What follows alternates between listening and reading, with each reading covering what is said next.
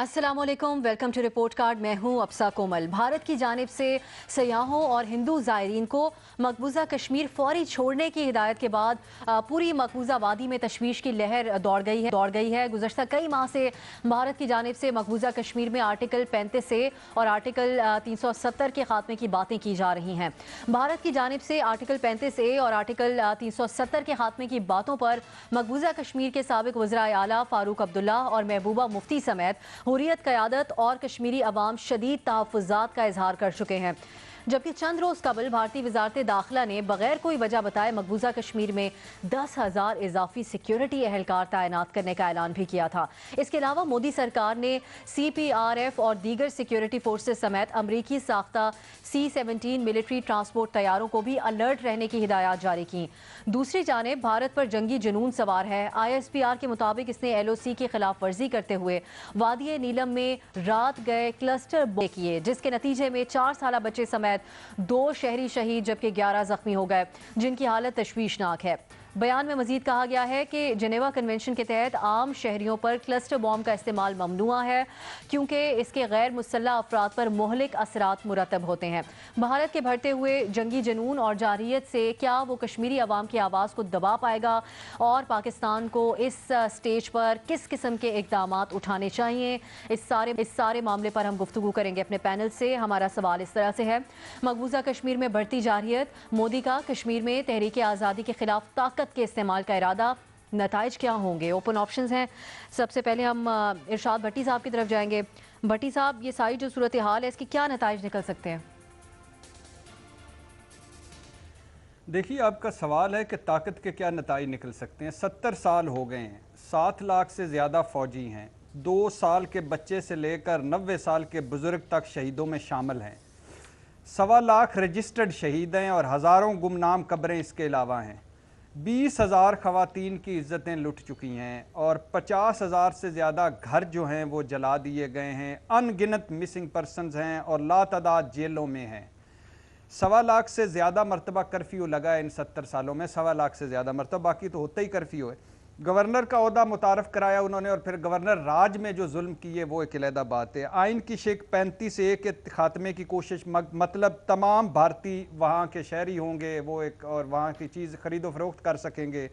और आइन का आर्टिकल 370 मनसूख करने की कोशिश, मतलब जो आर्जी इल्हाक था वो ख़त्म, उनका अपना झंडा ख़त्म, उनका अपना कौमी तिराना ख़त्म, उनकी अपनी शनाख्त ख़त्म और एक सूबा हो जाएगा और ये बन जाएगा। इस तरह के कितने जुल्म कर लिए, कितनी बर्बरियत कर ली, कितनी नाइंसाफ़ी कर ली। 70 सालों में क्या क्या, किस किस ताकत का इस्तेमाल ना किया, क्या बना। आज मकबूजा वादी की तीसरी नस्ल मैदान में है। डिजिटल मुहिम, अब वानी साहब जब आए थे, वानी शहीद हुए थे वो जो, तो डिजिटल पॉलिटिकल मुहिम बन चुकी है, अब नई नस्ल में आ चुकी है और पढ़े लिखे लोग मैदान में, प्रोफेसर्स, पढ़े लिखे PhDs, कॉलेज वाले, यूनिवर्सिटीज़ वाले। और भारत ताकत का इस्तेमाल का भारत को क्या फ़ायदा हुआ? पता क्या फ़ायदा हुआ? जब भी कोई भारतीय हुक्मरान जाता है वहाँ शटर डाउन हड़ताल होती है। भारत की नफरत का अंदाज़ा करें, भारत न्यूजीलैंड से हारता है, पूरा मकबूजा वादी में जश्न होता है। धोनी मकबूजा वादी में जाता है तो नारे शाहिद अफरीदी के लग जाते हैं। और इमरान खान इधर वज़ीर आज़म बनता है और जश्न श्रीनगर में होता है। वाइट हाउस में बैठकर ट्रंप कहता है बंद करो ये जुल्म, खूबसूरत खित्ते और खूबसूरत लोगों पर जुल्म बंद करो। ये क्या है? ये इनकी पॉलिटिकल मूव है, ये इनकी जीत है, ये जीत गए हैं, ये याद रखना चाहिए। भारत को याद रखना होगा, ताकत का इस्तेमाल अब बेमानी है। आज़ादी की ये जंग कश्मीरी जीत चुके हैं, बस आज़ादी का ऐलान होना बाकी है, वो किस दिन बाकी होता है। ये जीत चुकी है, अब ये रुकेगी नहीं। ताकत के इस्तेमाल से कोई तहरीक रुकने नहीं वाली। महमल, अमेरिका अभी जो ताज़ा डेवलपमेंट्स है उसके मुताबिक अमेरिका ने इस बात पर जोर दिया है, फिर डोनाल्ड ट्रंप ने बयान दिया कि हम सालसी कर सकते हैं, लेकिन भारत इस पर बिल्कुल इनकारी है, वाज़ेह उनका मौक़िफ़ है। अब ताकत के इस्तेमाल की बातें, कश्मीर में फ़ौज बढ़ा देना और जितने इक़दाम का हमने जिक्र किया, ये इससे क्या साबित करना चाहता है भारत? देखिए, इससे साबित ये करना चाहता है जो अभी ये रीसेंट पास्ट में हुआ है कि जो मिलिट्री एडवेंचर से जो डिस्ट्रैक्शन होती है ना, उसकी मोदी सरकार को समझ आ गई है कि उसका कितना फ़ायदा होता है। अभी एक इलेक्शन जीत के आए हैं वो पुलवामा के ऊपर, یہ پوری جو جارحیت ہوئی تھی اس وقت، تو وہ اس کے اوپر انہیں سمجھ آ گئی کہ ہمارے لوگوں کو تو یہ چیز جو ہے نا، یہ نیشنلزم، یہ جنگوازم، یہ جو سارا ایک فیک نیریٹو جو ہے نا، ان کو بڑا پسند آتا ہے. یہ ایک انفارچونیٹ سی بات ہے. اس وقت وہ کس وجہ سے یہ سب کچھ کر رہے ہیں؟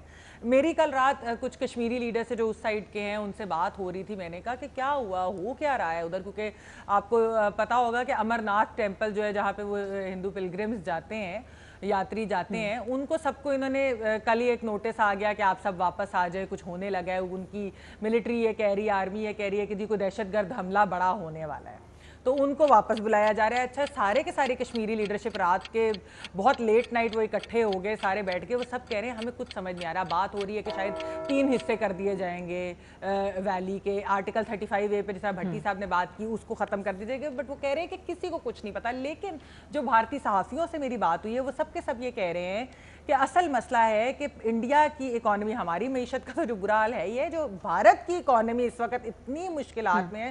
سزوکی کے شو روم شٹ ڈاؤن ہو رہے ہیں، ادھر لوگ لے آف کر رہے ہیں، ادھر کے ٹاپ بزنس مین اس وقت انڈیا کی اکانومی پہ مودی گورنمنٹ کو کرٹیسائز کر رہے ہیں. اور اس سب سے ڈیفلیکٹ کرنے کے لیے انہوں نے یہ کیا ہے. لیکن یہ کسی کو نہیں پتا کہ کیا کریں، کیونکہ مودی سرکار میں صرف 2 یا 3 لوگ ہیں جن کو پتا ہوتا ہے کہ جو ڈیسیجنز کرتے ہیں وہ ایک مودی خود ہے، ایک امت شاہ ہیں اور ایک اجیت دوول ہے. تو یہ 3 لوگ مل کر ساری ڈیسیجنز کرتے ہیں. تو پوری کی پوری کہہ لیں کہ آپ بھارت کی حکومت ہو جائے، کوئی ہو جائے لیڈر، کسی کو کچھ نہیں پتا کہ کیا ہو رہا ہے. بٹ آئی تھنک کہ یہ صرف اور صرف ڈیفلیکٹ کر رہے ہیں اپنی اکانومی سے. یہ بھی وہی ایک ٹوپی ڈرامہ اور یہ آپٹکس کی گیم ہے ادھر. اور انہیں پتہ ہے کہ جو جنگ ہے اور جو اس طرح کا یہ جنگوازم اگینسٹ پاکستان اور باقی سب ہے، یہ بکتا ہے، یہ چلتا ہے ان کے ہاں. ٹھیک ہے، بالکل. ہم موئی صاحب کی طرف جائیں گے. موئی، بہت شور ہوا جب بھارت میں جب وزیر اعظم عمران خان اور ڈونلڈ ٹرمپ کی ملاقات ہوئی. ڈونلڈ ٹرمپ نے یہ کہا کہ مودی نے ان سے کہا ہے کہ سازشی کرے امریکہ یا کشمیر کے معاملے کے اوپر.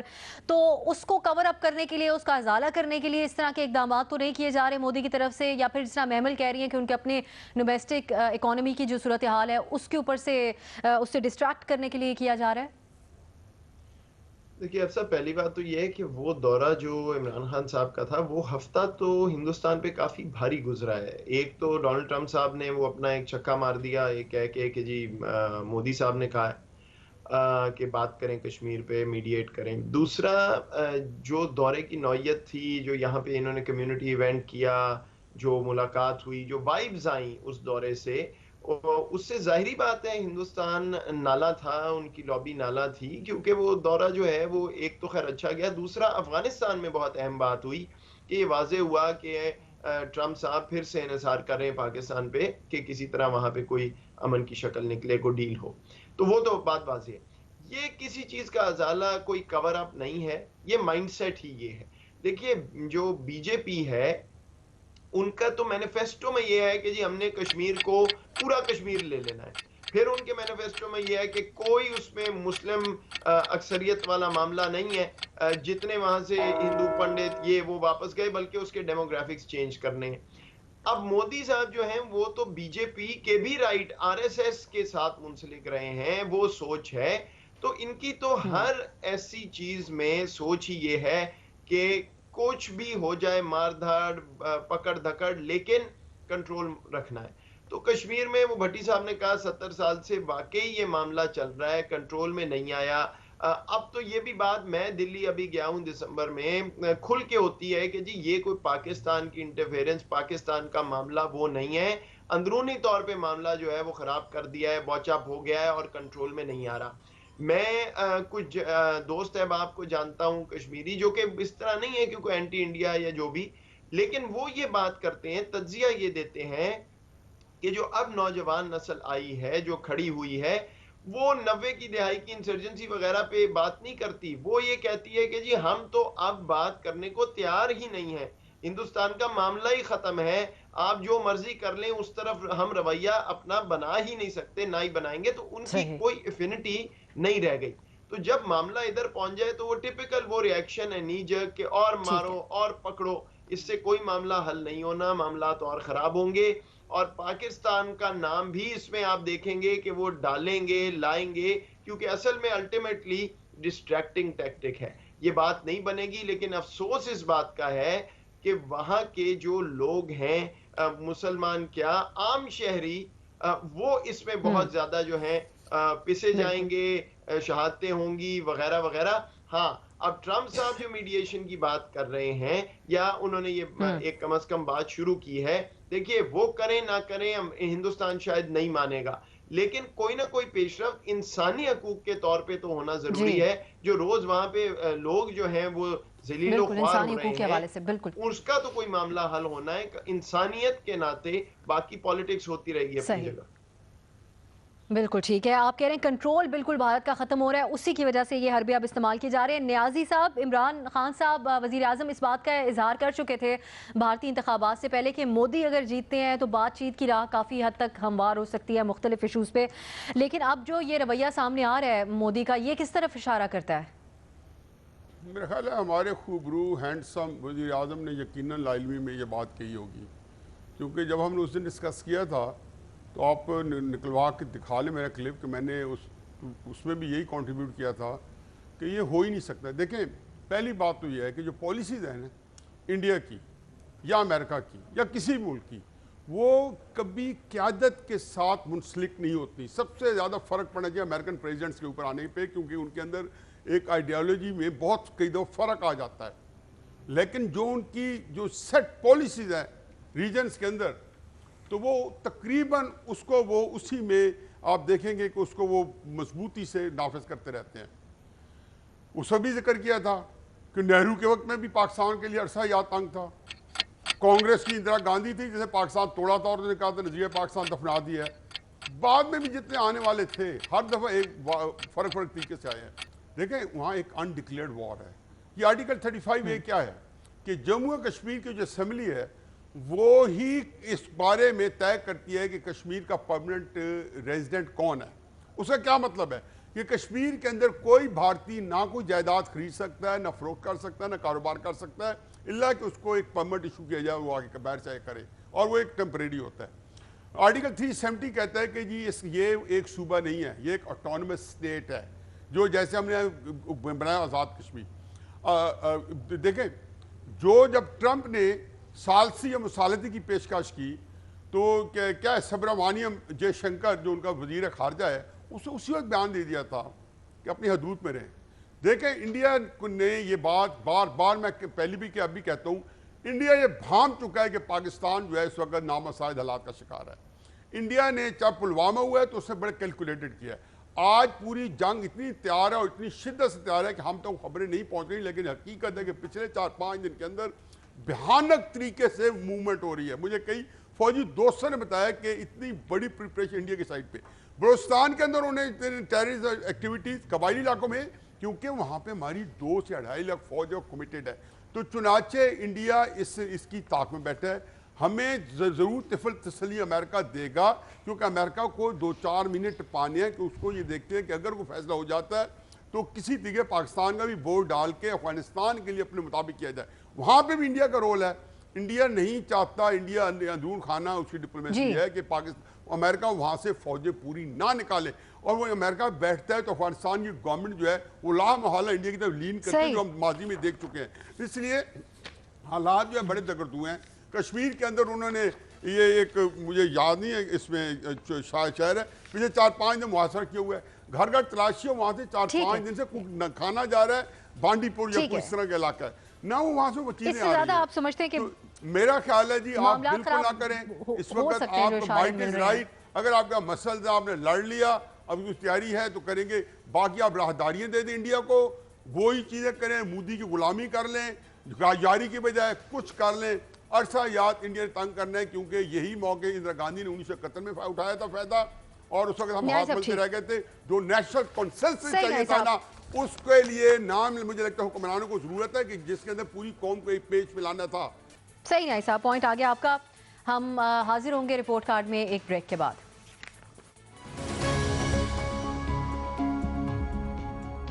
वज़ीर आज़म के दौरा अमरीका की बात करेंगे, जो कि सिफारती सतह पर कामयाब करार दिया गया है। उनके इस दौरे पर साबिक सदर आसिफ अली जरदारी के मुकाबले में 11 गुना और साबिक वज़ीर आज़म नवाज शरीफ के मुकाबले में 8 गुना कम अखराजात आए। इमरान खान का दौरा वाशिंगटन 3 रोज़ का रहा। 27 रुकनी वफ़द के साथ वज़ीर आज़म के दौरे पर मजमूई अखराजात $66,180 रहे। आसिफ जरदारी ने अफगानिस्तान पर सैफ अरीकी सरबराह कॉन्फ्रेंस में शिरकत के लिए 4 से 8 मई 2009 वाशिंगटन का 26 रुकनी वफ़द के साथ दौरा किया था, जिस पर 4,84,77,056 रुपए खर्च हुए थे। जबकि साबिक वज़ीर आज़म नवाज शरीफ ने 20 से 23 अक्टूबर 2013 अमरीका का 2 तरफा दौरा किया था। वाशिंगटन में 20 रुकनी और वापसी पर लंदन के लिए 12 रुकनी वफ़द के साथ वो गए थे। इस तरह वफ़द का मजमूई हजम 44 रुकनी रहा था और वाशिंगटन में मजमूई अखराजात उनके 3,85,43,529 रुपए रहे थे। साबिक सदर आसिफ अली जरदारी और साबिक वज़ीर आज़म नवाज शरीफ की निस्बत इमरान खान कई गुना कम खर्च कर मुल्की ख़जाने के लिए कितना सूदमंद उनका ये दौरा रहा है कम खर्च के साथ, इसी पर हमारा सवाल होगा अपने पैनल से। सवाल इस तरह से है, इमरान खान के दौरा वाशिंगटन के अखराजात जरदारी के मुकाबले में 11 और नवाज शरीफ के मुकाबले में 8 गुना कम। मुल्की मुआशी हालात को देखते हुए इमरान खान की इस बचत की कितनी अहमियत है आपके नज़र में, रेट करना होगा 1 से 10 के दरमियान। सबसे पहले महमल की तरफ जाएंगे। महमल, ये इस तरह की किफ़ायत शारी की कितनी अहमियत है मौजूदा सूरत हाल को देखते हुए? अब सब मैं तो इसमें 1 नंबर लूँगी, जो कि सबसे कम है, क्योंकि मेरे ख्याल में कि ये कोई इतनी अहमियत का हामिल नहीं है। ये सब एक ड्रामा है, एक प्रोपेगेंडा वॉर है। आप अच्छा जी, कंपैरिजन इन्होंने किया एक ट्रिप का, सदर जरदारी से भी और वज़ीर आज़म नवाज शरीफ साहब से भी इन्होंने ट्रिप का किया। आप कंपैरिजन करते पूरे साल के आपके ट्रिप्स, आप देते खर्चे, आप बताएं सऊदी अरब के ट्रिप पे कितने पैसे लगे, यूएई के ट्रिप पे कितने लगे, ईरान पे कितने लगे, चाइना पे कितने लगे और कितने लगे, जो भी है। फिर ये वज़ीर आज़म साहब तो ये वही वाले वज़ीर आज़म हैं कि जो इससे पहले कराची जाने के लिए भी प्राइवेट जेट इस्तेमाल करते थे पार्टी के खर्चे से, जो उम्रे के लिए भी प्राइवेट जेट्स इस्तेमाल करते थे, जो बाकी भी चीज़ें। तो ये एक तरीका होता है सियासतदानों को डिफेम करने का, और कि जी देखें असल में क्योंकि वो इस तरह बना देते हैं कि जी सिवाय इसके कोई मसला ही नहीं है कि हुक्मरानों की अयाशियाँ जो है वो पाकिस्तान का सबसे बड़ा मसला है। अच्छा कितने पैसे बच गए होंगे इस एक ट्रिप का भी, चले आप मुआवजा कर ले, 2 करोड़ 4 करोड़ कितना डिफरेंस, जो भी है डिफरेंस है। फिर ट्रिप्स का भी डिफरेंस है, वो स्टेट विजिट्स थे, मियाँ साहब का भी, जरदारी साहब का भी, ये एक वर्किंग ट्रिप था। फिर एक और चीज़ भी होती है अबसा, ये पीटीआई के अंदर हमने देखा कि इन्होंने पहले पीएम हाउस के ऊपर पूरा ड्रामा किया, हमने भैंसें बेच दी, गाड़ियां बेच दी, देखे जी पीएम साहब तो उधर रह ही नहीं रहे, कोई खर्चा ही नहीं है। जब बजट डॉक्यूमेंट आया तो पता कि पिछले साल से खर्चा बढ़ गया। अच्छा फिर ये बात कर रहे हैं मियाँ साहब और जरदारी साहब के ट्रिप्स की, तो बात कर रहे हैं एक अदद वजीर आजम इस वक्त जेल में भी है, शाहिद खाकान अब्बासी साहब, जो जब अमेरिका गए थे उनके ट्रिप से भी खर्चा कर ले। वो बंदा था जो ना कभी प्रोटोकॉल लेता था, वो असल में प्राइम मिनिस्टर हाउस में नहीं कभी रहा, वो जो उन्होंने जितना खर्चा बचाया सब कुछ उनके बारे में ना, उन्होंने खैर शोबाजी भी नहीं उन्होंने कभी की, तो इसलिए उनके बारे में इस तरह की बातें नहीं आती। अनफॉर्चुनेटली पीटीआई सिर्फ और सिर्फ ऑप्टिक्स में चली जाती है। अच्छा इसमें भी देखे ना, अब मैं सॉरी थोड़ा सा जरा टाइम ले रही हूँ कि थोड़े एक एग्जाम्पल प्रोटोकॉल की पीटीआई बहुत देती थी कि हम ये रूट खत्म कर देंगे। ये रूट कब शुरू हुए थे? गालिबन मुझे न्याजी साहब या भट्टी साहब या मोईद ये लोग करेक्ट कर सकते हैं अगर मैं गलत हूँ, जब जनरल मुशर्रफ के ऊपर असैसिनेशन अटेम्प्ट हुई थी, मेरे ख्याल में गालिबन 2003 की बात है, उसके बाद से जो प्रॉपर रूट लगना शुरू हुआ था वो उनकी सिक्योरिटी की वजह से हुआ था। आजकल के माहौल पाकिस्तान के अंदर दहशतगर्दी का ऐसे, खुदा न खास्ता किसी को कुछ हो जाए हमारे लीडर को, तो जाहिर बात है उस पर क्या बनता है, कितने सियासतदानों पे हमले हुए। तो ये पीटीआई को नहीं करना चाहिए, इसलिए मैं इस चीज़ को इतनी अहमियत नहीं देती, बल्कि एक्चुअली फर्ज करें अगर उनके वो प्राइवेट प्लेन इस्तेमाल कर लेते और उनके 2 दिन बच जाते, मैं एक एग्जांपल दे रही हूँ, अगर बच जाते तो वो एक वजीर आजम इतने बिजी हैं, वो बेहतर होता कि बजाय इसके कि वो कमर्शियल चीज ले रहे हैं। These are all optics. तो मैं तो इन ऑप्टिक्स के ऊपर जो है ना बिल्कुल इनको कोई उस पर वो ज्यादा वावेला नहीं करना चाहती, क्योंकि इसके अंदर मेरे ख्याल में ये सिर्फ दिखावे की चीज है, सिर्फ एक ड्रामा बाजी है। और ये कहना बाकी भी दे दें, 5 साल में इनके ट्रिप्स का देख लेंगे और 5 साल में पिछले बाकी 10 सालों का भी आप निकाल लें, देख लेते हैं कितना खर्चा बनेगा जब इनके 5 साल खत्म होंगे। ठीक है, हो गया, 1 नंबर आप दे रही हैं। भट्टी साहब, प्राइम मिनिस्टर हाउस को यूनिवर्सिटी बनाना, फिर गाड़ियाँ, इवन भैंसें जो वहाँ पर थी उनको नीलाम करना, बेचना, ये उसी सिलसिले की कड़ी है, ये अखराजात सामने लेके आना, या फिर वाकई आप समझते हैं कि कंपैरिजन हो सकता है, बहुत बड़ा फ़र्क है अखराजात में? देखिए, नवाज शरीफ साहब $5,49,853, जरदारी साहब $7,52,688, इमरान खान $67,180, $67,180। इस बात पर तो शुक्रिया वज़ीर आज़म, लेकिन बात कुछ थोड़ी सी आगे है कि एक बात हो रही थी कि 70 लोग सुना है कि उम्रे पर गए हैं, वज़ीर आज़म के साथ गए थे सऊदी अरब। मैं वो पूछना चाहता हूँ वो वाकई सच है कि झूठ है? फिर ये वज़ीर आज़म की ज़ात तक बात ठीक है, वो आज भी प्राइवेट करते होंगे, जेट करते होंगे, पार्टी से करते होंगे, सरकार से नहीं करते।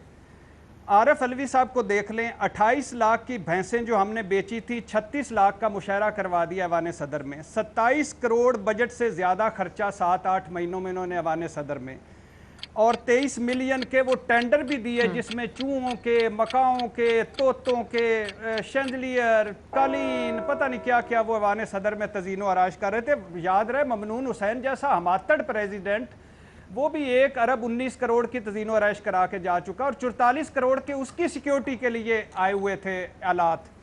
अच्छा, फिर बुज़दार साहब को देख लें, 30-30 गालियों के वो प्रोटोकॉल लेके टुरते हैं, और जिस तरह वो जहाज़ उन्होंने इस्तेमाल करना शुरू किया, और पंजाब में वज़ीरों, मशीरों, तर्जमानों की फ़ौज ज़फ़रदार मौज, इसमें ये तो है इसमें।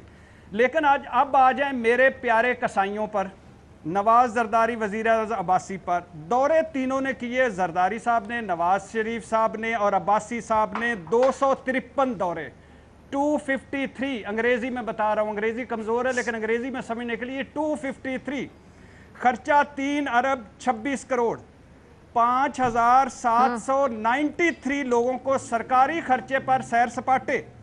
नवाज शरीफ साहब 30 मरतबा लंदन गए, 20 दौरे ज़ाती। जरदारी साहब 51 मरतबा दुबई गए, 48 फेरे ज़ाती। नवाज शरीफ साहब ने 6 करोड़ 12 लाख 40 हज़ार तोहफे दे दिए, 2 करोड़ 78 लाख टिप दे दी। जरदारी साहब ने 4 करोड़ 32 लाख के तोहफे बांटे, 2 करोड़ 9 लाख टिप दी। अच्छा, यहाँ तक ठीक है, तीनों ने अल्हम्दुलिल्लाह, अब्बासी साहब शरीफ आदमी, जरदारी साहब और नवाज शरीफ साहब ने 12 करोड़ का TADA भी वसूल कर लिया इस गरीब कौम से।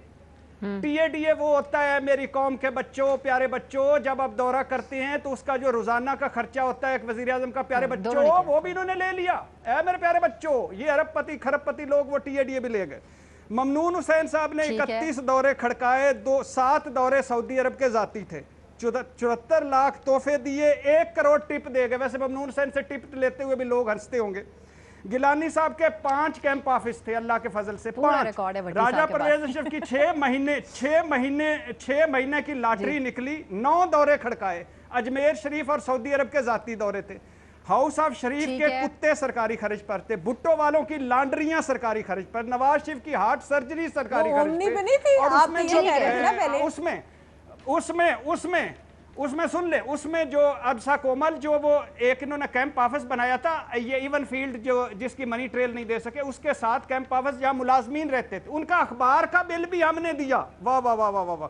शहबाज शरीफ ने अपने हेलीकॉप्टर के अलावा वजीर आजम का जहाज 5 करोड़ का खर्चा, और फजाई कैटरिंग अलहदा। एंजेलिना जोली आई तो गिलानी साहब ने मुल्तान हेलीकॉप्टर भेजा मेरे पीर ने अपने बच्चों को बुलाने के लिए, ताकि इनके साथ तस्वीरें खींचे। ये थे मेरे प्यारे कसाई, मेरे दिलबर कसाई, मेरे जानी कसाई, मेरे सारे कसाई। ये थे वो कसाई जिन्होंने हमें ज़बा किया खुंडी छुरी से।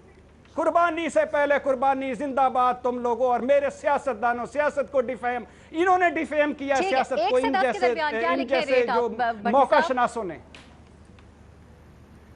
एक से 10 के दरमियान इसका जो चूंकि दूसरी तरफ नहीं है, इसलिए 6 नंबर दे दे, 6 नंबर 6 नंबर दे, ठीक है ठीक है। न्याय साहब, आवाम की नजर में कमाल।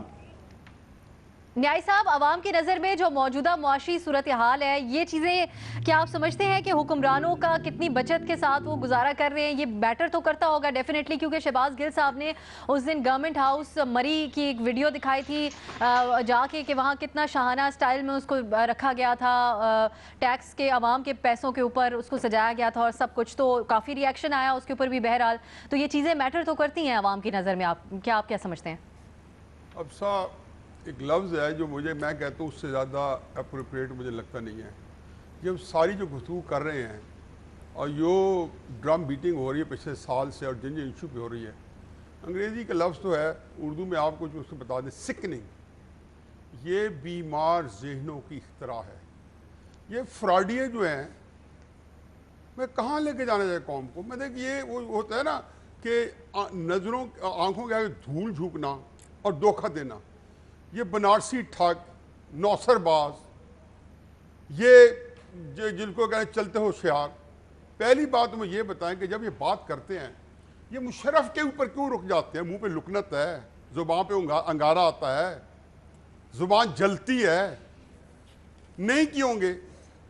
پھر جہاں تک آپ کا سوال کا جواب ہے تو ریٹنگ 0 ہے، کیونکہ میں فراڈیوں کو اور نوسر بازوں کی اور بنارسی ٹھگوں کی ریٹنگ نہیں کیا کرتا.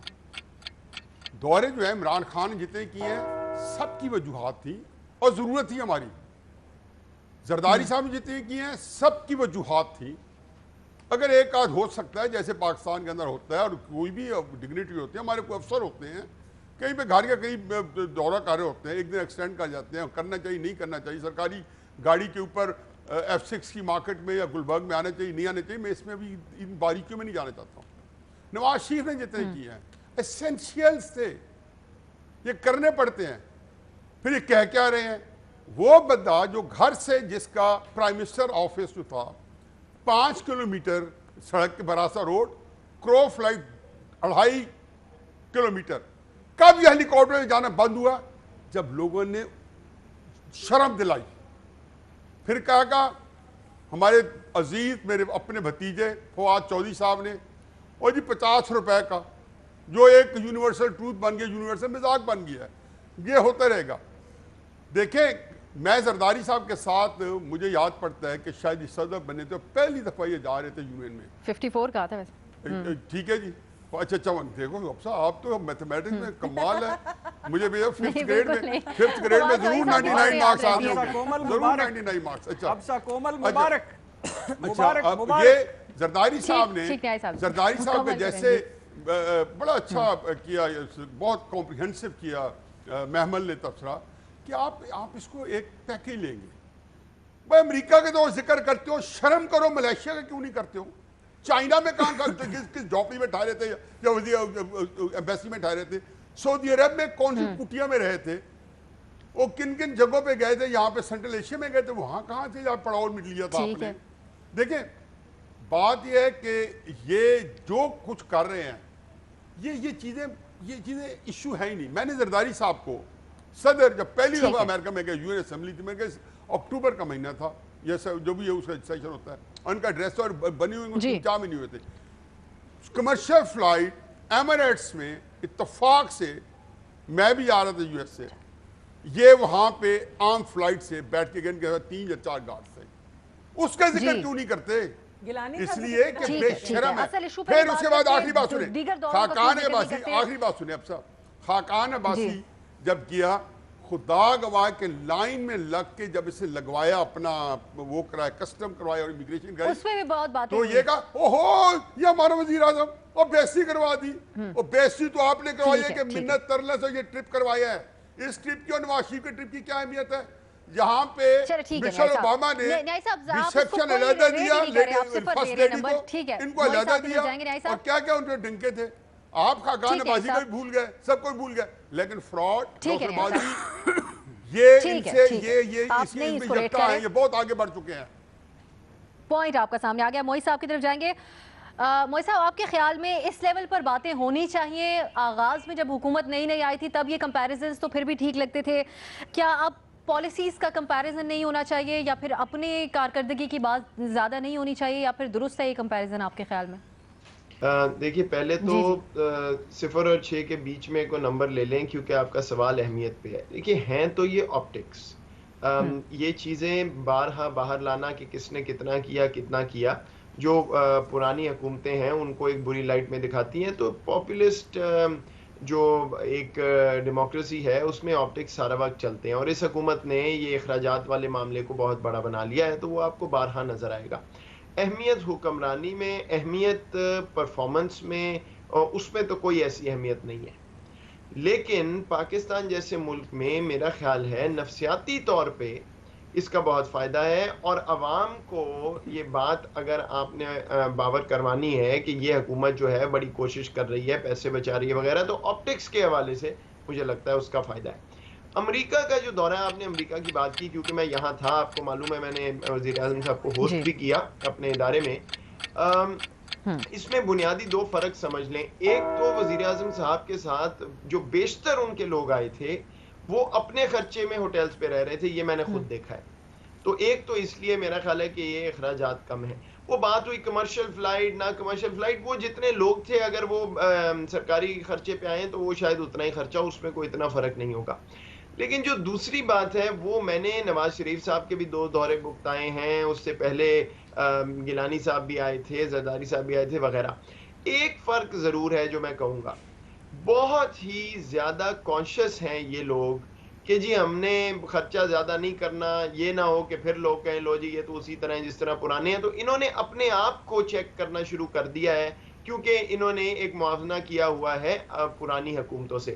پرانی حکومتوں کا میں یہ دیکھتا تھا کہ کھلا ہی کھاتا تھا. کئی دفعہ میں آپ کو حقیقت بتاؤں کہ میں جب دیکھتا تھا میں پوچھتا تھا کہ بھائی آپ کیا کرنے آئے ہیں یہاں پہ، آپ کا کیا کام ہے؟ ان کا جی وہ وزیر اعظم صاحب کے ساتھ ہے. آپ کیوں آئے ہیں؟ آپ بھی وہ بات جی امریکہ. تو اس دفعہ ایسے لوگ مجھے کم نظر آئے یا نہیں آئے جن کو میں پوچھتا کہ بھائی آپ کا کیا کام ہے. ایک آدھ کوئی تھا، اس کے علاوہ ایسا نہیں تھا. لیکن اوور آل جہاں تک اہمیت کی بات ہے، ٹھیک ہے. پرفارمنس، گورننس، اس میں مجھے لگتا ہے اس کی کوئی خاطر خواہ کوئی ایسی اہمیت نہیں ہے. تو وہ آپ کو 3 اس طریقے سے نمبر نہیں ہے میری طرف سے لے لیں. لیکن یہ کانشیس ہونے کی جو بات آپ کہہ رہے ہیں موئی صاحب، یہ اچھی بات ہے بری بات ہے؟ ایک حد سے زیادہ کانشیس ہونا اس حوالے سے. نہیں، بہت اچھی بات ہے. دیکھیے بہت اچھی بات ہے کیونکہ ہم ضیاع کرتے ہیں. بحیثیت قوم ہمارا یہ کام ہے. کھانا ہے، کسی کو کھانے پہ بلایا، 2 لوگوں کو کھانا کھلانا ہے، 4 کا کھانا رکھ دیا اور اب مہمان نوازی سمجھی پھر باقی پھینک دیا. یہ جہاں ایک غریب ملک یہ فائدہ ہے. لیکن ایک چیز اور بھی آپ کو بیلنس کرنے کی ضرورت ہے. یہ نہ ہو کہ آپ اتنا آگے چلے جائیں آپٹکس میں کہ جو اصل کام کرنا ہے، فرض کریں آپ کو منسٹر چاہیے کامرس کا یا منسٹر چاہیے لا کا، آپ کہیں نہیں جی خرچہ بڑا ہے اس کو واپس چھوڑ جائیں. تو کام پہلے آئے گا، اس کے بعد یہ آئے گا. لیکن اتنا ضیاع ہوتا تھا اور ہوتا ہے ہمارے ملک میں اتنی جگہوں پہ سرکار میں، یہ کانشیس ہونا میرے نزدیک اچھی بات ہے. اچھی بات. 1 سے 6 کے درمیان کیا نمبر لکھیں آپ کے لیے؟ 3 میں نے کہا ہے، 3 لے لیں، اچھا نمبر. 3 ٹھیک ہے جی، 3 لکھ دیتے ہیں. آپ کہہ رہے ہیں آپٹکس کے حوالے سے، عوام کو باور کرانے کے حوالے سے کہ کفایت شعاری مہم کے جاری ہے حکومت کی، اس حوالے سے اہمیت کا حامل ہے. ہمارے تمام تجزیہ کاروں کی رائے. ایک اور معاملہ ہے، اس پر ہم گفتگو کریں گے رپورٹ کارڈ میں ایک مختصر بریک کے بعد.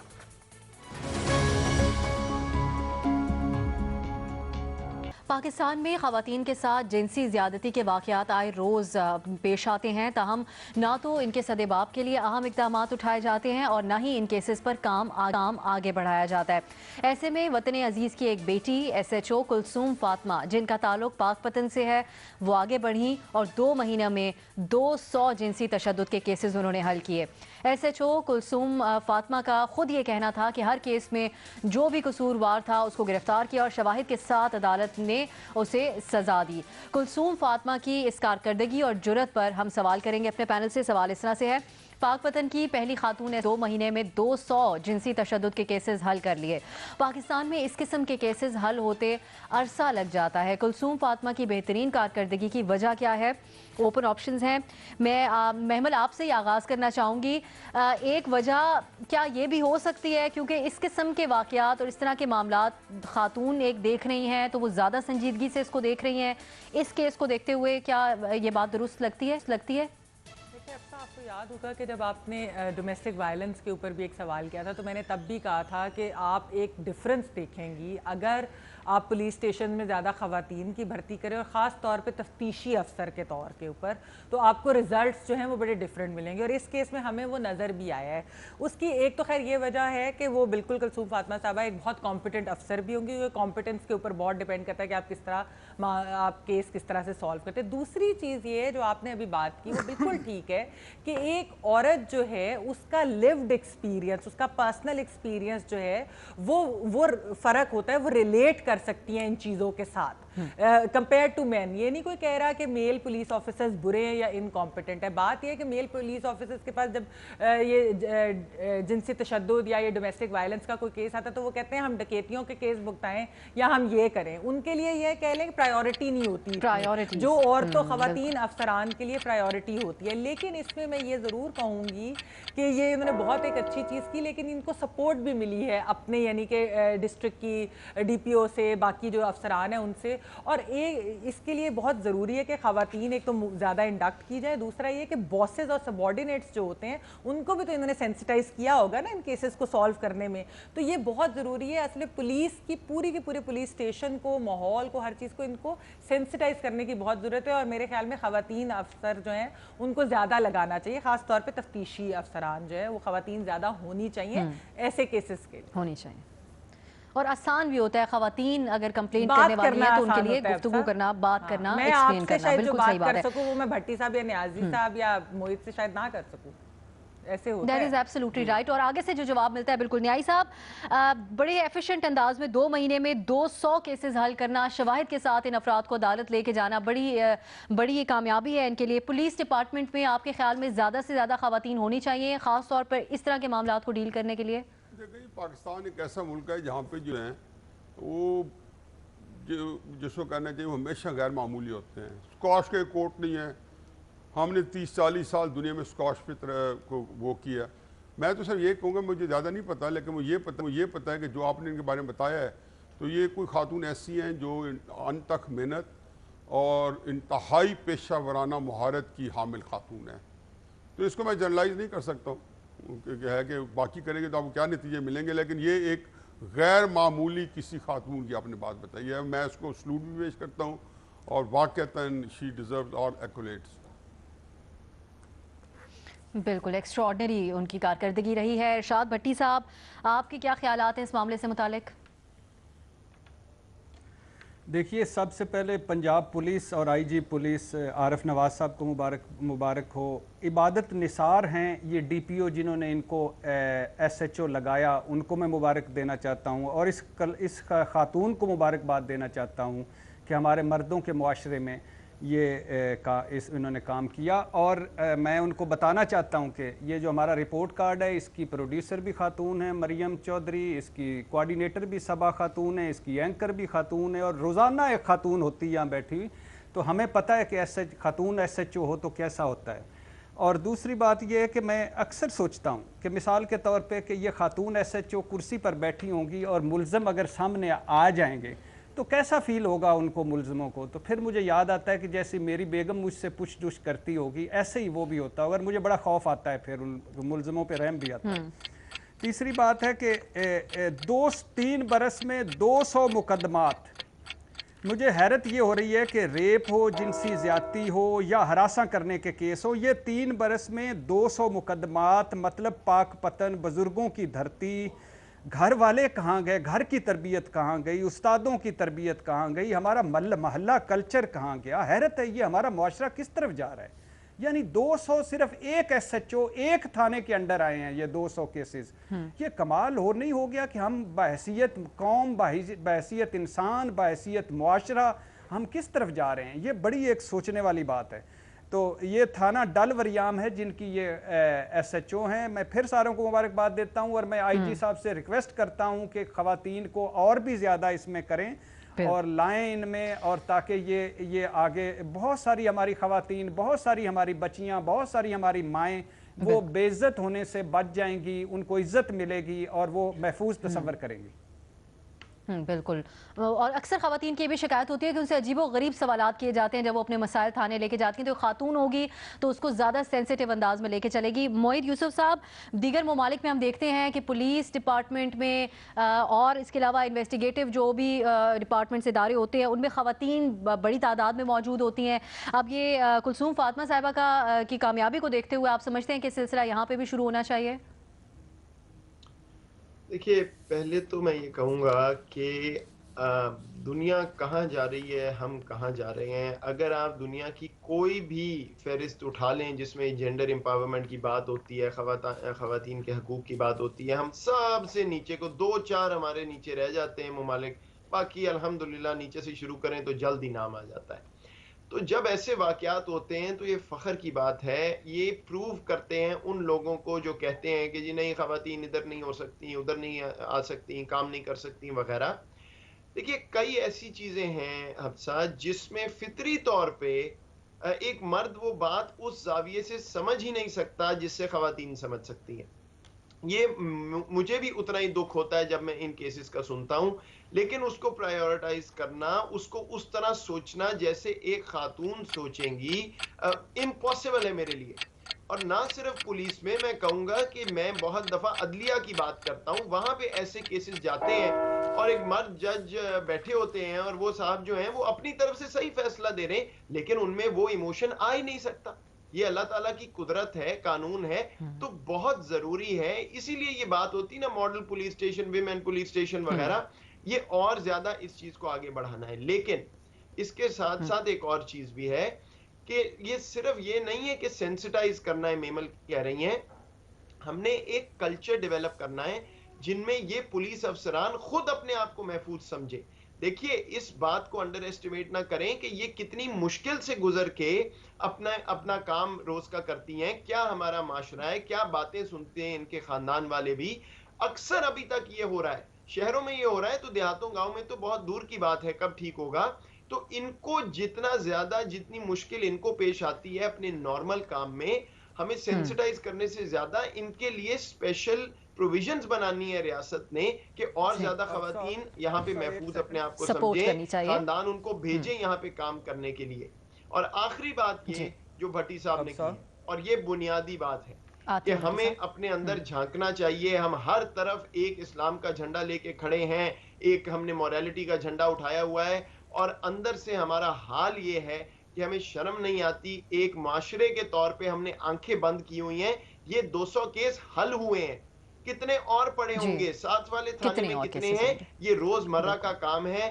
खुदारा हमें सोचना है कि सिर्फ ये बात करने वाली नहीं है, माशरे को दुरुस्त करना है। बिल्कुल सही बात। भट्टी साहब ऐड कर लें आप।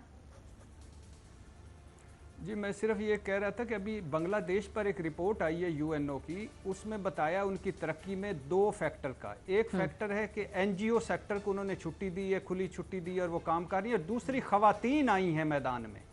तो प्लीज अल्लाह के नाम पे जहाँ जहाँ हर फील्ड में खवातीन को लाएं और प्लीज इनको आगे लाएं। ये हमारी माएँ, बेटियां ये जब आएंगी तो ये जो है ये आएंगी तो ये कल्चर ही तब्दील हो जाएगा।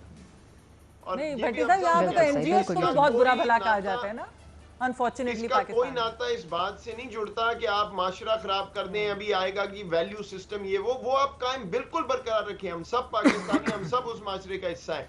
उसके बावजूद यहाँ पे जगह है कि प्रोफेशनली वो काम करें जो वो कर सकती हैं, और मर्दों से कई दफा बेहतर कर सकती हैं, बगैर किसी वैल्यू सिस्टम को चैलेंज किए हुए।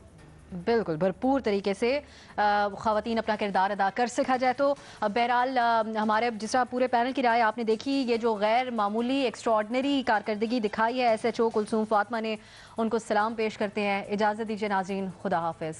मुझे तो आप जानते ही होंगे, मेरा नाम है मिस्टर जीम। अरे अभी तक आपने मेरा चैनल सब्सक्राइब नहीं किया? अरे भाई फौरन सब्सक्राइब बटन पे क्लिक करके मेरा चैनल सब्सक्राइब करें, और हाँ, बेल आइकन पर लाजमी क्लिक करें ताकि आपको मेरी आने वाली तमाम वीडियोस की अपडेट मिलती रहे।